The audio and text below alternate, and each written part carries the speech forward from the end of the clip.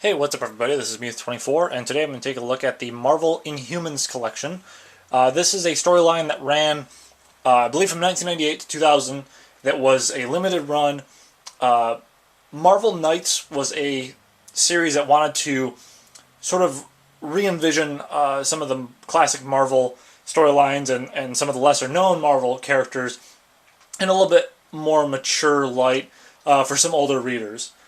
And Inhumans was one of these ideas that was pitched for a series that had characters that had been explored in little bits before, but never had their own proper run. So that's basically what this is an exploration of Black Bolt, of Medusa, of Karnak, Gorgon, all the other Inhumans in their own story in the city of Adelan. The interesting thing about the Inhumans is that they were influenced by the Kree, which alien race from all the cosmic Marvel stuff. They're pretty big players in the grand space opera picture there. Basically, the Kree came to Earth long time ago and started experimenting with the life forms on the planet and use these things called the Terrigen Mists that basically unlocked potential within certain creatures. It's not just humans with these unique potentials, but also animals and so on. So the Inhumans were kind of just left behind. Like guinea pigs, they just kind of get forgotten as the Kree move on and to their next great adventure and conquest. And the Inhumans, over a long period of time, end up setting up their own society and eventually create the city of Adelan. Adelan is interesting in the sense that it's very fantastical and sort of futuristic in its design. Obviously, they have this influence of alien technology on their culture, but it's also very much removed from the rest of the Marvel Universe. They kind of exist, in seclusion there, only really interacting with their own kind.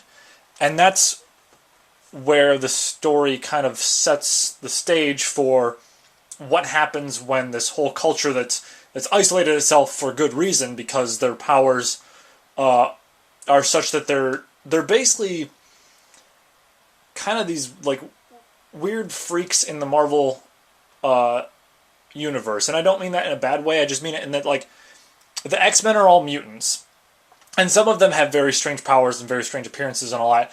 The Inhumans basically have this ritual where they force upon themselves the Terrigen Mist, which will unlock whatever their true potential is. And for some people, it's flight. For other people, it's that they turn into fish monsters like Triton there.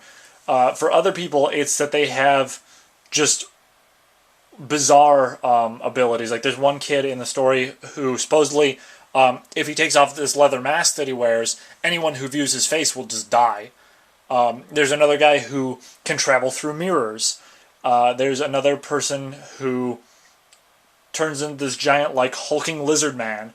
And that's how they're going to be. It's not like we turn these powers on and off sort of thing. It's once you unleash the Terrigen Mists on yourself, that's who you're going to be. That's who you will be for the rest of your days. So some of these forms and powers are more practical than others for different purposes.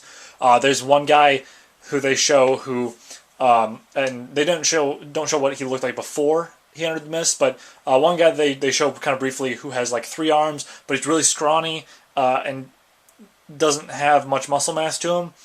But his thing is that he's like a tattoo artist, so that extra arm comes in handy in that regard.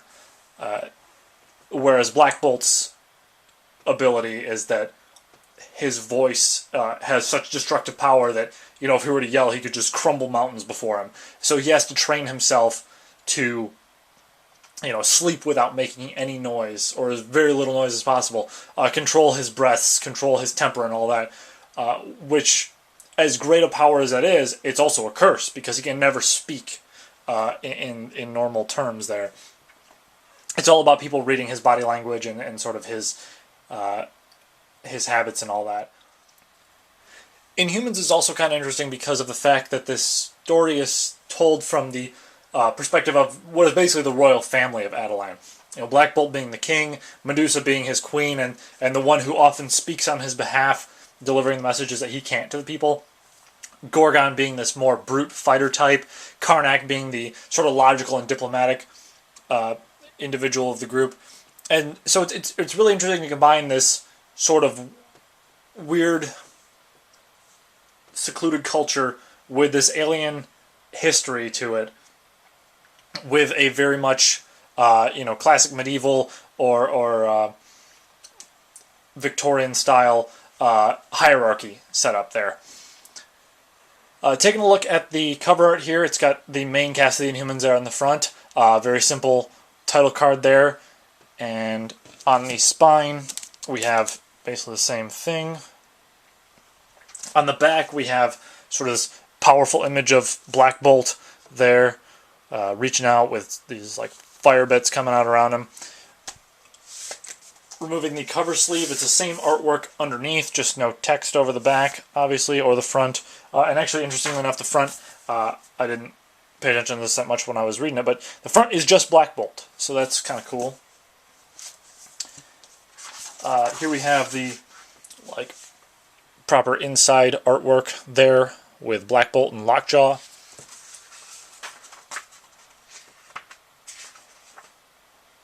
And there is an introduction included in this, which is pretty cool.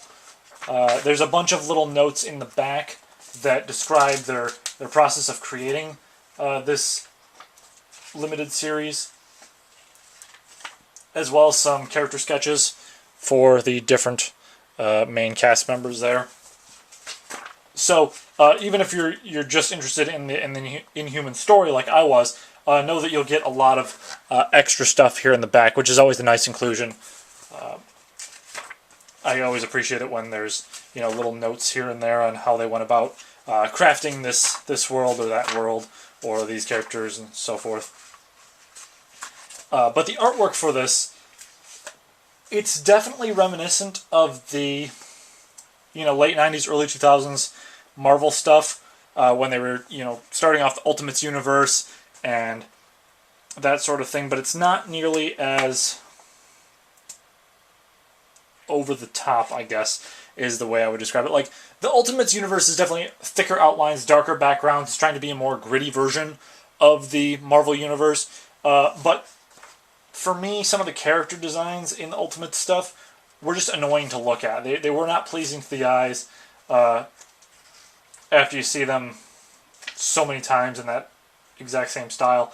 This one, it's along those lines, but not to the extent that it's obnoxious. It's definitely more gritty and detailed, which I think is fitting for the audience they're trying to go for. But there's also some really cool lighting effects, some really cool textures here and there that I think mesh well with the direction they're taking this story and this universe in.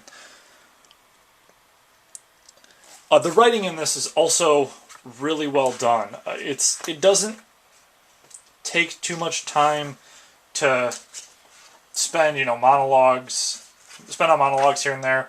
It doesn't really spend too much time concerned with the here's some random conversation that doesn't have any influence on the larger story. There are side stories with characters that are not part of the main cast, perspectives that are from these characters who will show up once and not show up again, or if they do, it's just kind of in the background, not doing a whole lot, but it's all for the greater purpose of sort of unraveling the mystery at play, because this is a very multi-layered story, and with good reason.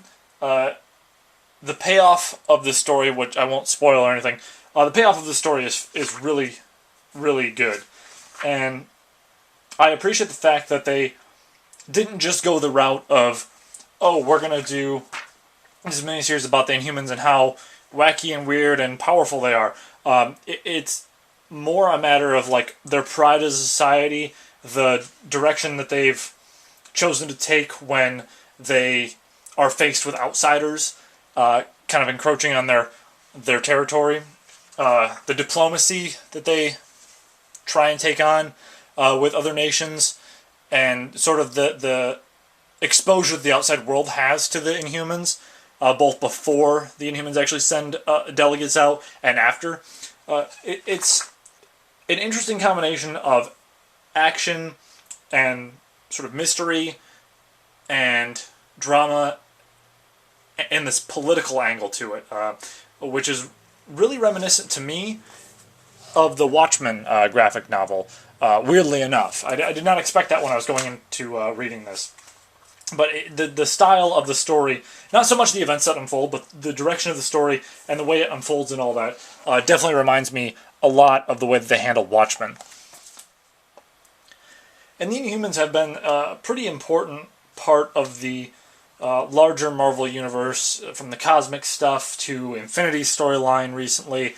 And I think in recent years and in coming years that they're going to be increasingly important. There's rumors that they're going to do an Inhumans movie. I would love to see that. I think it'd be really weird, but they already did Guardians of the Galaxy, which was also super weird, and I loved it. So if they can take such a huge gamble on Guardians of the Galaxy, why not Inhumans? But as far as like a good starting point with Inhumans, I would highly recommend this collection. It's a really well done standalone limited series, in the sense that you get a lot from each individual issue. This is a decently thick collection. I mean, granted it's a hardcover, but these issues are longer than your typical Marvel issues would be.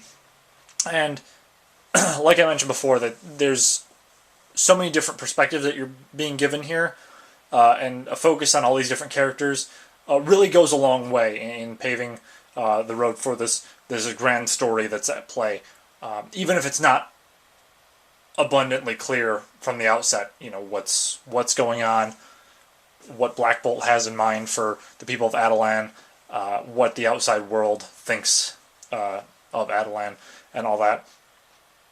But it's a really fun read, and probably one of my favorite limited series that Marvel's ever done, at least of the stuff that's not event centric, or crossover events, major events, stuff like that, of just like the limited series stuff. Sorry, this is one of my favorites, and I knew virtually nothing about the Inhumans before reading this, other than they were involved in Infinity, and that Black Bolt was kind of cool because he could blow stuff up with his voice. But beyond that, I knew virtually nothing about the Inhumans, and so now that I've read this, I really enjoyed it for being something just very different and very bizarre, but also very fantastical and exciting, and I think very appropriate for a teenage on-up audience. Not that it's that violent or bloody, or that there's really any adult language in this comic, but the themes at play, the pacing of it, the interweaving stories and all that are more appropriate for that sort of audience.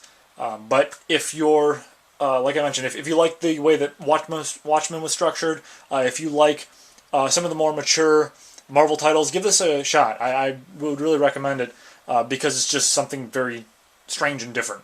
So with that, I will see you guys next time.